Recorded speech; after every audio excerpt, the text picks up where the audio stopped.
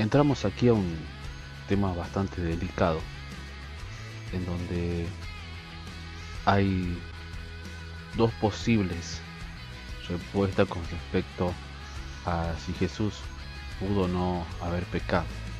Y tenemos por un lado lo que se conoce como pecabilidad, o era pecable Jesús, es decir, que Jesús podía pecar. Y por otro lado tenemos la impecabilidad, es decir, que Jesús no podía pecar. Para aquellos que consideran que Jesús podía pecar, pero obviamente no pecó en ninguno de los dos casos, sino que estamos hablando de la posibilidad, ¿sí? Aquellos que respaldan la pecabilidad razonan que si él no pudiera haber pecado, entonces sus tentaciones no fueron reales y él no pudo servir como un sumo sacerdote genuinamente compasivo. Esta es la posición de aquellos que consideran de que Jesús sí podía haber pecado. Obviamente no pecó, pero sí podía haber pecado.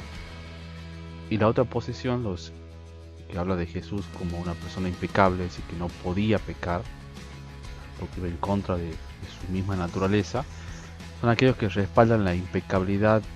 Señalan que esta se relaciona con la unión de las naturalezas divina y humana en la singular persona, de modo que aunque la naturaleza humana era pecable, la persona era impecable. La naturaleza humana de Cristo era pecable, sin embargo la persona de Cristo era impecable. O sea, tenemos las dos posiciones. A lo largo de la historia hubo teólogos que apoyaron la primera idea y también hubo otros que apoyaron la segunda idea. Entre ellos tenemos,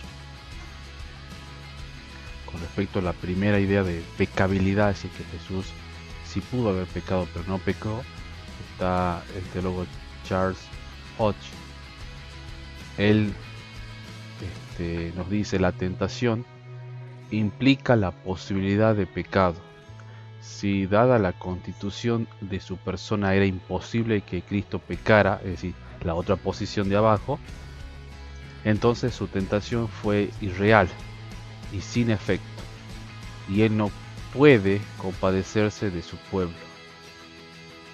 Así que lo que quiere resaltar Hodge, que Jesús sí pudo haber pecado. Entonces, al sí poder haber pecado, le da mayor entidad o fuerza a que él no pecó.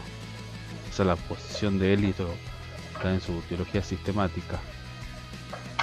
De la otra posición tenemos a Jed, recientemente fallecido. Él escribió: se objeta, o sea, se está en contra, que la doctrina de la impecabilidad de Cristo, o sea, la que él defiende, es inconsecuente con su tentabilidad.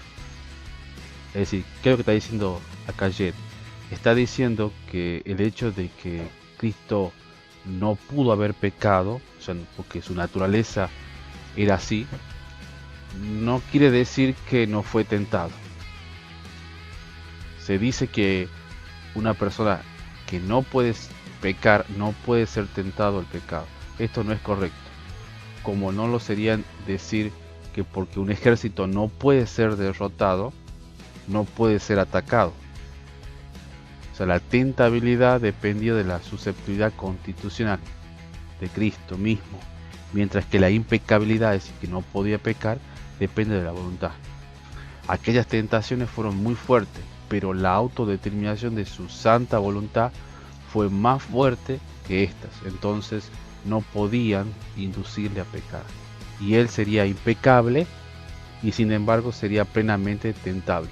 Es decir, que la posición de este autor dice que Jesús sí fue tentado y que esa tentación fue real, pero que Jesús no podía caer en pecado, ¿sí?